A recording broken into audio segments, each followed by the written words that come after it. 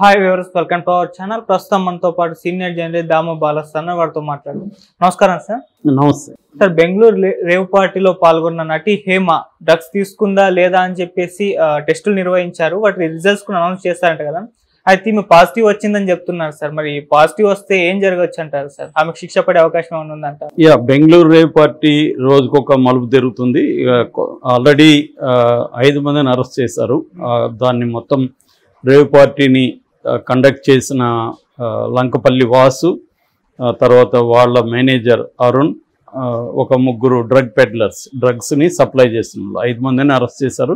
మిగతా వాళ్ళ దగ్గర వాళ్ళ అడ్రస్లు, ఫోన్ నెంబర్లు అన్నీ తీసుకొని, తర్వాత వాళ్ళ దగ్గర బ్లడ్ అండ్ హెయిర్ శాంపుల్స్ తీసుకొని వాళ్ళని వదిలిపెట్టేశారు. సో ఇప్పుడు ఆ టెస్ట్ రిజల్ట్స్ వచ్చాయి. ఆ రిజల్ట్స్ని సిసిబి వాళ్ళు అనౌన్స్ చేశారు. సిసిబి అంటే క్రైమ్ సిటీ క్రైమ్ బ్రాంచ్ అనమాట, బెంగళూరు. సో వాళ్ళు అనౌన్స్ చేశారు. అందులో మొత్తం 103 మందికి టెస్ట్ చేశారు. అందులో 86 మందికి పాజిటివ్ వచ్చింది. అంటే దాదాపు మెజారిటీ తీసుకున్నట్టుగా మనం అర్థం చేసుకోవచ్చు. సో ఈ 86 మందిలో 59 మంది మగవాళ్ళు ఉన్నారు, 27 మంది అమ్మాయిలు ఉన్నారు. అందులో హేమ కూడా ఉంది. హేమకు కూడా పాజిటివ్ వచ్చింది అనేది ఇప్పుడు న్యూస్ బయటకు వచ్చింది. సో మొన్నటి వరకే నిన్నటి వరకు కూడా, సో ఫస్ట్లో ఆమె నేను ఇక్కడే ఉన్నాను హైదరాబాద్లో, ఇక్కడ ఒక ఫామ్ హౌస్లో చిల్ అవుతున్నాను అని వీడియో పెట్టింది. తర్వాత మళ్ళీ నిన్నేమో ఆ వీడియో అబద్ధమని బెంగళూరు పోలీసు ఫోటో రిలీజ్ చేసినాక కూడా ఆమె బుకాయించడం మొదలుపెట్టింది. నిన్నైతే ఆ ఫోటో ఫేక్, అది నేను ఇక్కడే ఉన్నాను, 100 కాల్స్, ఇప్పటికే 90 కాల్స్ నేను మాట్లాడాను, ఎప్పుడు ఎవరు చేసినా అందుబాటులో ఉన్నాను, నేను ఎలా అక్కడ ఉంటాను అని ఆమె బుకాయించడమే చేసింది. దీని వెనక ఎవరున్నారో అతను అంతు కూడా చేస్తాను, నేను అంతు చూస్తాను. సో అవన్నీ కూడా ఆమె బెదిరింపులు చేసింది. కానీ ఎవరు నమ్మలేదు. ఎందుకంటే అక్కడ కమిషనర్ దయానంద, బెంగళూరు కమిషనర్, ఆయన ఓపెన్గానే ప్రెస్ మీట్లోనే హేమ అనే ఆర్టిస్ట్ ఉందని చెప్పాడు. ఆ ఫోటో కూడా ఆమెదని కూడా తను కన్ఫర్మ్ చేశాడు. అయినప్పుడు కూడా ఆమె సైలెంట్గానే ఉండొచ్చు, కానీ ఆమె బుకాయించడం మొదలుపెట్టింది. దాంతో కరాటే కళ్యాణి కావచ్చు, తర్వాత తమన్నా సింహాద్రి కావచ్చు, ఇలాంటి వాళ్ళంతా కూడా ఆమె మీద నెగిటివ్గా క్యాంపెయినింగ్ స్టార్ట్ చేశారు. ఎందుకంటే గతంలో ఆమె కూడా వీళ్ళ మీద కూడా అనేక విమర్శలు చేసింది. కరాటే కళ్యాణి పేకాటలో దొరికిందని చెప్పి అప్పుడు హేమ వచ్చి మాట్లాడింది. సో ఇప్పుడు రివర్స్లో ఈమె వేసుకుంటుంది. సో ఇలాగా జరుగుతుంది. అయితే ఇప్పుడు ఇక్కడ చాలామందికి డౌట్ ఏంటంటే, డ్రగ్స్, ఇప్పుడు నేను డ్రగ్స్ తీసుకున్నట్టు పట్టుబడితే నాకు ఏ రకమైన పనిష్మెంట్ ఉంటుంది అనేది అందరికీ ఉన్న డౌట్. మామూలుగా ఇది NDPS యాక్ట్ అంటారు, narcotic drugs and psychotropic substances act అంటారు, NDPS అనమాట. ఇది 1985లో వచ్చింది.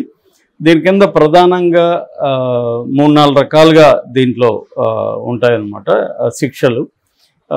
అందులో ప్రధానంగా ఏంటంటే, డ్రగ్ మనం కానీ పొసెస్ అంటే మనం కలిగి ఉంటే, మన దగ్గర డ్రగ్ క్వాంటిటీ, స్మాల్ క్వాంటిటీ ఉంటే దానికి 1 year వరకు జైలు శిక్ష, 10,000 వరకు ఫైన్ ఉంటుంది.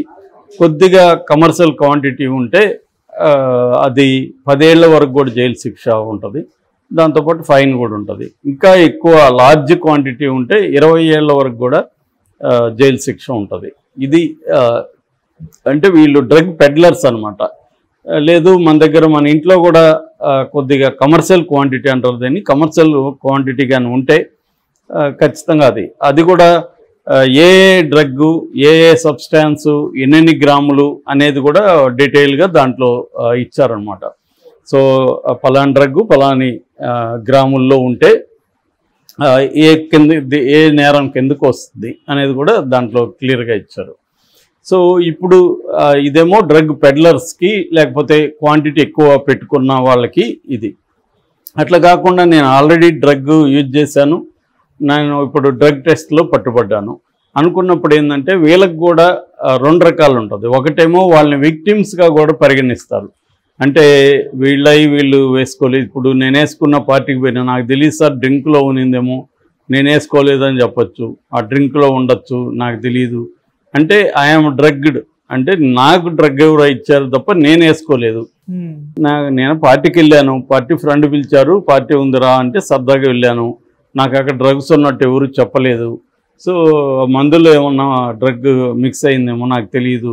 నేను ఆల్రెడీ 2 పెగ్గులు తాగినాక మత్తెక్కింది నాకు. తర్వాత ఎవరో ఏదో ఇచ్చారు డ్రింక్, తీసుకున్నాను, దాంట్లో ఉందా లేదా నాకు తెలీదు అని ఆర్గ్యూ చేయొచ్చు. అట్లాంటప్పుడు ఏమవుతుందంటే వీళ్ళని విక్టిమ్స్గా పరిగణించి వాళ్ళకి కౌన్సిలింగ్ ఇచ్చి వదిలేసే అవకాశం ఉంటుంది.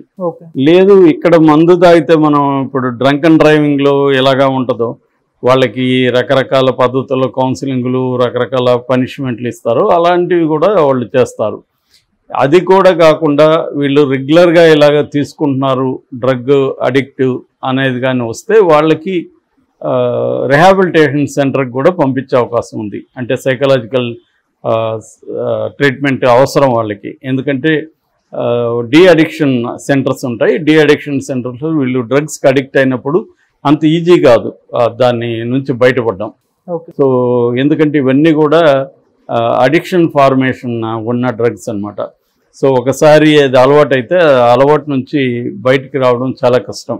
అందుకని దీని నుంచి బయటికి రావడానికి గవర్నమెంటే వీళ్ళని రిహాబిలిటేషన్ సెంటర్స్కి పంపించి అక్కడ వీళ్ళని కొద్ది రోజుల నుంచి దీని నుంచి బయటపడడానికి హెల్ప్ చేయడం కూడా జరుగుతుంది. లేదు వాళ్ళు ప్రైవేట్గా మేము మంచి రిహాబిలిటేషన్ తీసుకెళ్తాము అని ఫ్యామిలీస్ వీళ్ళకి అండర్టేకింగ్ ఇచ్చి అలా కూడా చేసే అవకాశం ఉంది. సో రేర్ కేసుల్లో మాత్రమే వీళ్ళకి పనిష్మెంట్లు వస్తాయి. నాకు తెలిసి ఇప్పుడు ఈమె ఫస్ట్ టైం పట్టుబడి ఉంటే మాత్రం ఈమె కౌన్సిలింగ్ ఇచ్చి వదిలేసే అవకాశాలే ఎక్కువగా ఉన్నాయి.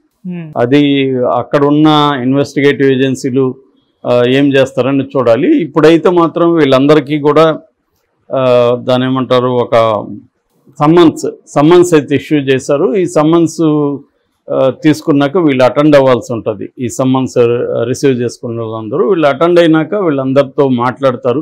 తర్వాత ఎవరెవరు ఎంత క్వాంటిటీ తీసుకున్నారు అనేది కూడా ఆ టెస్ట్లో తెలుస్తుంది కదా, ఎంత డ్రగ్స్ వీళ్ళు యూజ్ చేశారు ఇవన్నీ కూడా. సో ఇవన్నీ చేసినప్పుడు వీళ్ళందరితో విడివిడిగా కూడా మాట్లాడతారు. అంటే వీళ్ళు వాంటెడ్లీగా వీళ్ళు డ్రగ్స్ తీసుకున్నారా లేకపోతే ఆ డ్రింక్స్లో కలిపి వీళ్ళకి ఇచ్చేసారా అనేది వస్తుంది. ఒకవేళ ఆ డ్రింక్స్లో కలిపి వీళ్ళకి ఇచ్చేసి ఉంటే మాత్రం వీళ్ళని విక్టిమ్స్గా పరిగణిస్తారు. అయితే ఆ నిర్వాహకులకి మాత్రం దాని మీద కూడా ఇంకొక కేసు అవుతుంది. ఎందుకంటే వీళ్ళ అమాయకులకి డ్రగ్స్ ఇచ్చారు, ఇలాగ వాళ్ళ నాలెడ్జ్ లేకుండా వాళ్ళకి డ్రగ్స్ కలిపి ఇచ్చేశారు అనేది కూడా ఇంకొక కేసు అయ్యే అవకాశం ఉంది. రెండోది వీళ్ళందరూ ఎంట్రీ ఫీజు కూడా ఇచ్చుంటారు. కాకపోతే ఇటువంటి చట్టంలో వెసులుబాటు ఉంది కాబట్టి వీళ్ళు మ్యానిపులేట్ చేసుకుంటారు. మ్యానిపులేట్ చేసుకొని ఈ క్లాజ్ కింద విక్టిమ్స్ క్లాజ్ కింద వాళ్ళు వీళ్ళకి తెలియకుండా ఇచ్చేశారు అని చెప్పి తప్పించుకునే అవకాశాలు ఎక్కువ ఉంటాయి జనరల్గా. మామూలుగా అందుకనే మనకి సెలబ్రిటీలు దొరికినప్పుడు హడావిడి ఉంటుంది తప్ప ఆ తర్వాత వాళ్ళకి శిక్షలు పడినట్టు కానీ మనం జైలుకి పోయినట్టు కానీ మనం ఎప్పుడు వినాం. చాలా కేసులు మనం చూసాం. డ్రగ్స్ దొరికింటారు, వాళ్ళు యూజ్ చేసినట్టు ఉంటుంది, కానీ వాళ్ళకి శిక్షలు పడినట్టు ఏమీ ఉండదు. అంటే అర్థమేమంటే ఈ క్లాజ్ కింద అంటే వాళ్ళు విక్టిమ్స్ వాళ్ళకి తెలియకుండా డ్రగ్స్ ఇచ్చేస్తారు, అందువల్ల వాళ్ళకి తెలియదు అది అన్న ఒక క్లాజ్ కింద వాళ్ళని తోసేస్తారు అన్నమాట. సో నాకు తెలిసి ఈ కేసులో కూడా ఎందుకంటే ఇది తర్వాత ఎవరు ఫాలోఅప్ చేయరు, దీన్ని ఏమైంది ఎవరు పట్టించుకోరు, వేరే అంశంలోకి మనం వెళ్ళిపోతాం. కాబట్టి ఇది సైలెంట్గా వీళ్ళు ఈ పని చేసుకుంటూ వెళ్తారనమాట. సో విక్టిమ్స్ అనే క్లాజ్ కింద వదిలేస్తారు. ఇప్పుడైతే వీళ్ళు సమ్మన్స్ ఇష్యూ చేశారు. సో వీళ్ళందరూ వెళ్ళాల్సి ఉంటుంది. సమ్మన్స్ వీళ్ళని మరి కోర్టులో ప్రొడ్యూస్ చేస్తారా, ఈ కేసు పెడతారా వీళ్ళ మీద, లేదా పోలీసులే ఇక్కడ ఎట్లయితే డ్రంక్ అండ్ డ్రైవ్ దీనికి ఇది చేస్తారో అలాగే చేస్తారా. ఒక్కోసారి కోర్టుల్లో కూడా కౌన్సిలింగ్ ఇచ్చి పంపించేయమనొచ్చు. మొన్న కూడా ఒక యాక్సిడెంట్ చేస్తే వాడిని ఏదో ఆర్టికల్ రాయమన్నారు, ఒక వ్యాసం రాసి వెళ్ళిపోమన్నారు. దాని మీద చాలా విమర్శలు వస్తున్నాయి. ఒక్కోసారి కోర్టులు కూడా కొన్ని విచిత్రంగా పనిష్మెంట్లు ఇస్తుంటారు. సో అట్లేమన్నా వీళ్ళకి ఇస్తారా, ఇవన్నీ కూడా మనకి 1-2 డేస్లో తెలిసే అవకాశం ఉంది. సో ఆ రకంగా చూసుకున్నప్పుడు హేమకు పనిష్మెంట్ పడుతుందా లేదనేది కూడా మనకి తెలుస్తుంది. సో ఆమె కానీ రెగ్యులర్గా ఇలా తీసుకున్నట్టుగానే ఉంటే మాత్రం ఖచ్చితంగా జైలు శిక్ష అయితే తప్పదు.